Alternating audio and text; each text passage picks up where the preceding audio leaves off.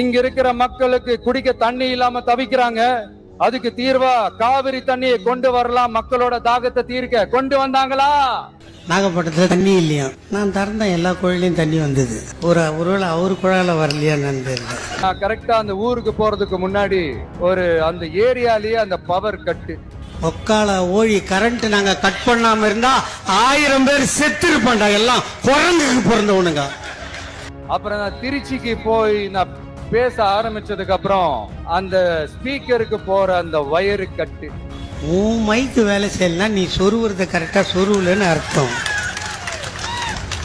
நாங்க கேபிள கட் பண்ணிட்டாங்க. ஜெயலலிதா இருந்தா உன் கேபிளையே கட் பண்ணிருக்கோம். நேரம் கொள்கைய சும்மா பேருக்கு மட்டும் வச்சுக்கிட்டு குடும்பத்தை வச்சு கொள்ளையடிக்கிற உங்களுக்கே இவ்வளவு இருந்தா, சொந்தமா உழைச்சி சம்பாதிச்ச எனக்கு எவ்வளவு இருக்கும்? உங்க அம்மா வயிற்றுல நீ கருவாகிறதுக்கு முன்னாடியே எங்க அண்ணன் தேர்தல் பிரச்சாரத்துக்கு உதயசூரனுக்கு ஓட்டு கேட்டு வெளியே வந்தவன். 300 வருஷத்துக்கு முன்னாடி வெள்ளைக்காரன் கண்டுபிடிச்சா பேண்ட் பெருசு, எங்க தமிழக பெருசு, இப்படியே பேசிக்கிட்டே இருந்தா என்னடா அர்த்தம்? எது பெருசுன்னு அடிச்சு காட்டு. போனா இன்னைக்கு வந்தார்ல ஒருத்தர், பேசுனத கேட்டீங்களா? என்ன சொன்னாரு? நாகப்பட்டினத்தில் தண்ணி இல்லையா சொன்னாரா? நான் திறந்த எல்லா குழாயிலையும் தண்ணி வந்தது. ஒருவேளை அவரு குழாயில வரலையா தெரியல. அதுக்கு நான் பொறுப்பாக முடியுமா? ஏன்டா அவரு சொல்றாரு, என்னை இப்படி கும்பிடக்கூடாது, என்னை அப்படி கும்பிடக்கூடாது. அப்படி நாங்களா சொன்னோம்? ஏன்டா இதுல என்னன்னா எனக்கு ஒரு வருத்தம் தெரியுமா? என் வாயில எவன் நிக்கிறானோ அவன் அதோட காணாம போயிடுவான். இந்த ஆம்பளையா பொம்பளையான்னு தெரியாத ஒருத்தன் இருப்பான் பாரு, அண்ணாமலை. அவன் காலியா எங்க அக்கா தமிழிசை அன்பிட்டா, குஷ்பு அன்பிட்டா, அப்புறம் யாரு நம்ம ஆளு நிரோத்துக்குமாரா, சாரி சரத்குமார், அவன் காலியா, ராதிகா சரத்குமார் காலியா. இவங்கெல்லாம் என் வாயில நின்னவங்க. இவன் வந்துக்கிறானே, கொஞ்சம் பொறுமையா விட்டு பார்ப்போம் அப்படின்னா அந்த வேலைக்கார புள்ளைய பேலை விட்டு பாடுறான்னா இது இப்படியா பண்ணும்? இது இவரு திருச்சிக்கு வந்தாராம், அரியலூருக்கு. Current cut பண்ணிட்டோமா? எது ஒக்கால ஓழி கரண்ட் நாங்க கட் பண்ணாம இருந்தா 1000 பேர் செத்து இருப்பாண்டா, எல்லாம் குரங்குக்கு பிறந்தவனுங்க. கூட்டம் நடத்தல, இங்க கூட்டம் நடத்தல, உட்காரல, யாருன்னா சேர வச்சிங்க, சேர வேலை நல்லின்னு போனீங்கம்மா. பிச்சை எடுத்தாலும் எடுக்குமே தவிர சேர திருடுவோமா? திருடனுக்கு பிறந்த திருடன் பூரா மொத்தமா அந்த கட்சியில போய் சேர்ந்துட்டு இன்னைக்கு ஒரு அம்மாங்க நாகப்பட்டினத்தில் இல்ல, அதுக்கு எவ்வளவு கொழுப்பு இருக்கும் பாரு. புருஷங்கிட்ட சொல்லாமையே 4 பவுன் தாலி செங்கில போட்டு நான் ஆட்டிக்கணும் காட்டிக்கணும் வச்சான் ஆப்பு.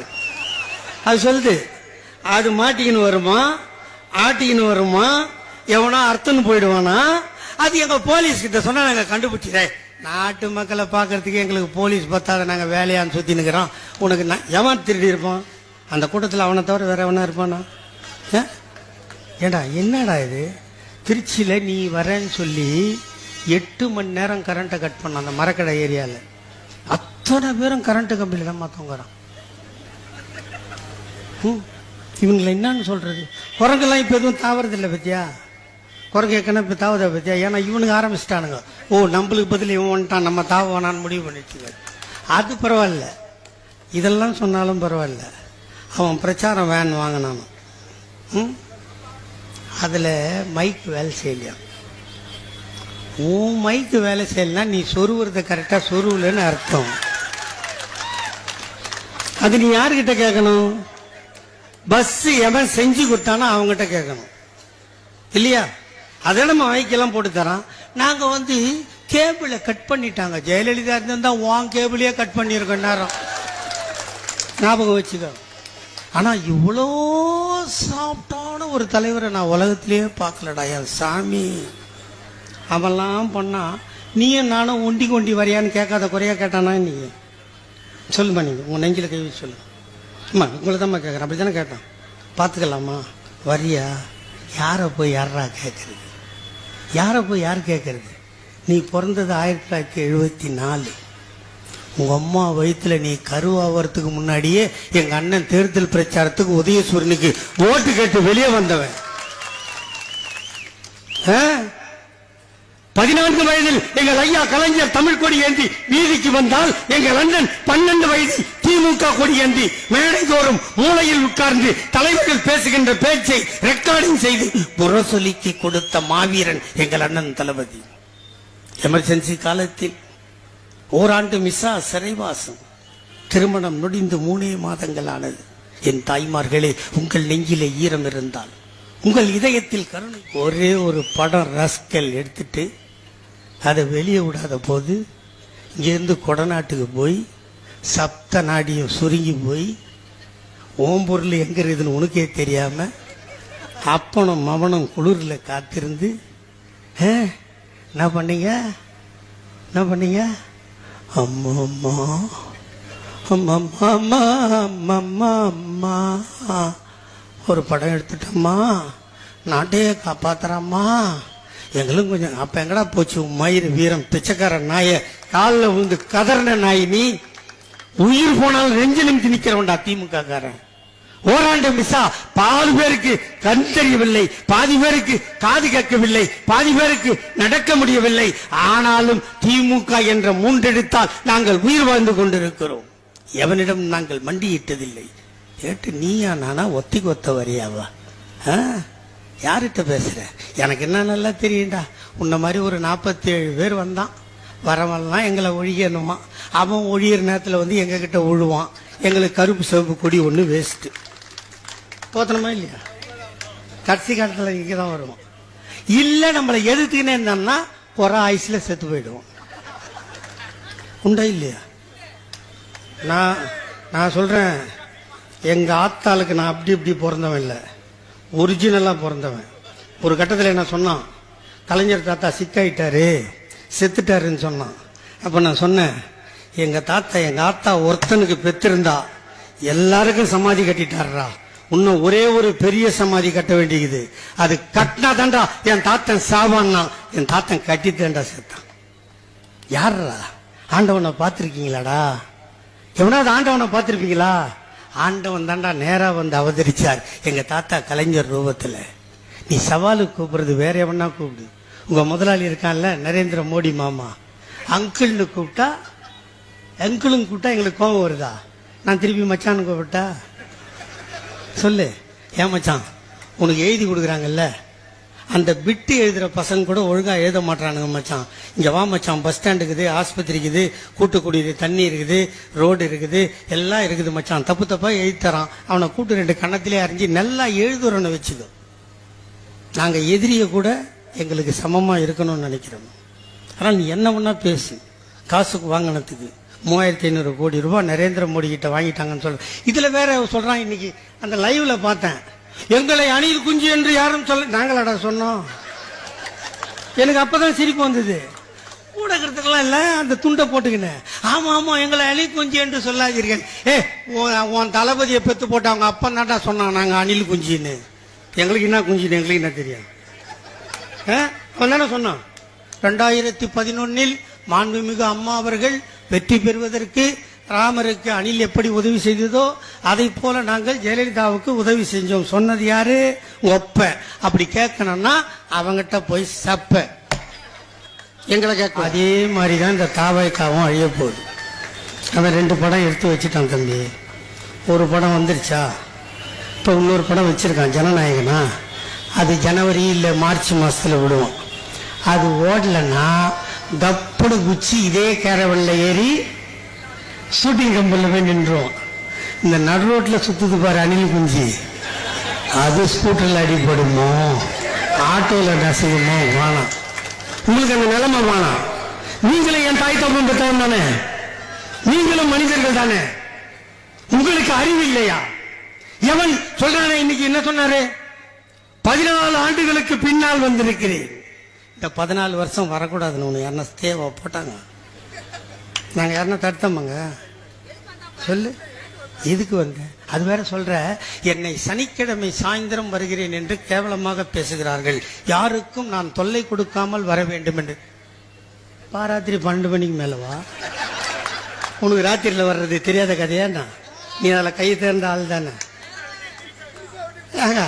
வந்து இங்க நாகப்பட்டினமே ஸ்தம்பித்து போய் டிராபிக் எல்லாம் திருப்பி விட்டாங்க. என்ன ஒரு லாஜிக்கா போய் சொல்லணும். போய் சொல்றது ஒரு லாஜிக் வேணா.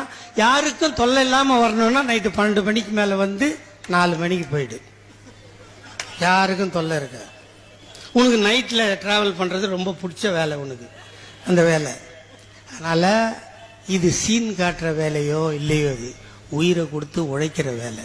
இந்த கட்சிக்கு வயசு 75. இந்த கட்சிக்கு 25வது வயசை கொண்டாடும் போது எங்க தாத்தா டாக்டர் கலைஞர் முதலமைச்சர். இந்த கட்சியோட 50வது ஆண்டு விழா கொண்டாடும் போது எங்க தாத்தா டாக்டர் கலைஞர் முதலமைச்சர். 75வது வருஷத்தை கொண்டாடும் போது எங்க அண்ணன் தளபதி முதலமைச்சர். 100வது வருஷத்தை கொண்டாடும் போது எங்க அண்ணன் உதயநிதி முதலமைச்சர். ராஸ்கல், நாங்க எப்படி தயார் பண்ணி வச்சிருக்கோம் பாத்தியா? ஏன் இந்த கூட்டம் இப்படி நடக்குது? முதலமைச்சர் இந்த நாகை மாவட்டத்துக்கு வராருன்னா 5 நாளைக்கு கௌதம தூங்க மாட்டாரு. ஆய்வு கூட்டம் நடக்குமா? செயல் வீரர் கூட்டம் நடக்குமா? வார்டு கூட்டம் நடக்குமா? இவ்வளவு நடந்து அதனால நீ கட்சி ஆரம்பிச்சு 2 மாநாடு போட்டு நான் ஓட்டு கேட்க வரேன்னா உன் ஆள்லாம் கரண்ட்ல அடிச்சு செத்து போயிடுவானுங்கடா. அவனுக்கெல்லாம் முதல்ல கிளாஸ் எடு, அவன் அரசியல்வாதி ஆக்கு. அவன் நேரா வராங்க, நாகப்பட்டினத்துக்கு நேரா வரான் ஆளு. இவன் கட் அவுட்டுக்கு பால் ஊத்தனான் பாத்தீங்களா? ஏண்டா இது 2வது நாள் தாண்டா பால் ஊத்துவாங்க, முதல் நாளே ஊத்துறீங்க. இல்ல ஒரு அறிவு வேணாங்க. அது அந்த வந்திருக்குல்ல பொம்பளைங்க, அதுக்கு 10 ரூபாய்க்கு ஒரு பாக்கெட் பால் விற்குது இல்ல, அது ஒரு 10 பால் வாங்கி அந்த தாய்மார்கிட்ட குத்தா வீட்டுல போய் தாவேக்கா குத்தான் காப்பி போட்டு குடிப்பாங்க. அவன் மூஞ்சில ஊத்துனா அந்த கட் அவுட் தாண்டா பழா போயிடும், கலர் போயிடும், அடுத்த நாள் இழிச்சிக்கின்னு இருக்கும். அதனால எங்களை பேசுறத சொல்றதை இதோட விட்டுடுங்க. ஓரளவுக்கு நான் தலைமைக்கு கட்டுப்பட்டவன், ஆனால் மானத்துக்கு கட்டுப்பட மாட்டேன். எனக்கு மானம் போகிறது என்றால் என் தாத்தா பெரியாரும் ஐயா கலைஞரும் இந்த பொறுப்புகளுக்கு வந்து சொல்றாரு, என்னது முதலீடுகளை ஈர்க்கவா உங்கள் பணத்தை கொண்டு போய் முதலீடு செய்யவா? அறிவானா சார்? நீங்களாம் படிச்சிருக்கீங்களா? ஒரு வெளிநாட்டுக்கு போனோம்னா எங்க போறேன், யார பார்க்க போறேன்னு சென்ட்ரல் கவர்மெண்ட்டுக்கு லெட்டர் கொடுக்கணும். அவன் அப்ரூவல் கொடுத்தா தான் இங்கிருந்தே கிளம்ப முடியும். இதுக்கு தான் நான் அண்ணாமலையும் விஜயும் ஒன்னா சேர்க்கறது. நம்ம முதல்ல வெளிநாட்டுக்கு போனோம்ல, அப்ப அவர் என்ன சொன்னார் தெரியுமா? நீங்கள் லண்டனுக்கு துபாய்க்கு செல்லும் போது 9,000 கோடி கொண்டு போனீர்களே, அது எங்கே போட்டீர்கள் கேட்டாரா? நான் என்ன கேட்டேன், சித்தரஞ்சன் சாலையிலிருந்து கிளம்பலாம், 9,000 கோடி எடுத்துன்னு போலாம், ஏர்போர்ட் வாசல் வரைக்கும் நம்ம போலீஸ் நம்மள ஒன்றும் பண்ணாது. அதுக்கப்புறம் ஏர்போர்ட் உள்ள தானே போனோம், அங்க போனா யார் போலீஸ்? மத்திய சர்க்கார் போலீஸ். அதான் அண்ணாமலை கேட்டேன், உன் போலீஸ் நான் முட்டைக்கு மயிராடா புடுங்கிச்சு நாங்க 9 கோடி எடுத்துன்னு போனோம். அறிவுள்ள கேள்வி இருக்கணும். முதல் போறதுக்கே 1008 ப்ராப்ளம். பணத்தை எடுத்து போய் நாங்க இன்வெஸ்ட் பண்ண போனோமா? முதல்ல போனோம் 10 லட்சம் கோடி பணத்தை எடுத்துட்டு வந்தோம், என்னென்ன கம்பெனின்னு பட்டியல் கொடுத்தோம். இப்ப போயிட்டு வந்தோம் 6500 கோடி முதலீடு இழுத்துட்டு வந்தோம், பட்டியல் கொடுத்துருக்கோம். அதுல எவ்வளவு பேருக்கு வேலை கிடைக்கும் பட்டியல் கொடுத்துருக்கோம். இவ்வளவும் தெரிஞ்சுக்கின்னு தெரியாத மாதிரி நீ நடித்தால் இன்னும் 1 வாரம் உனக்கு டைம் இருக்குது. இன்னைக்கு சனிக்கிழமை, அடுத்த சனிக்கிழமை கிளம்பும் போது நாகப்பட்டினத்தில் இருக்கிற மாவட்ட செயலாளரை கூப்பிட்டு சிவாஜி கிருஷ்ணமூர்த்தி என்ன பேசணும்னு கேட்டுக்கோ. இது லிமிட்டு. எனக்கு தலைமை கொடுத்த எல்லையில நின்று பேசுகிறேன். எல்லையை தான்னா எங்க அண்ணன் தளபதிய தூங்க விடாம செய்யறதுக்கு கொப்பனுக்கு கொப்பம் வந்தாலும் கோத்தாளுக்கு கோத்தா வந்தாலும் அவன் கழிண்டு போற மசுரை கூட ஆட்ட முடியாது. அவன் இந்த நாட்டில் யார் தெரியுமா? இந்திரா காந்தின்னு ஒரு அம்மா இருந்தது. இந்திரா தான் இந்தியா, இந்தியா தான் இந்திரா. 157 நாடுகளை ஒன்றாக சேர்த்து அணிசேரா நாட்டுக்கு தலைவி. இப்போ ஒரு சண்டையை போட்டு சும்மா நான் பிளைட் அமைச்சிட்டு நடிக்கிறாரு நரேந்திர மோடி. அது இல்ல, ஒரு நாட்டுக்குள் புகுந்து 3 மணி நேரத்தில் ஒரு நாட்டை அடித்து 90,000 கைதிகளை சரண்டர்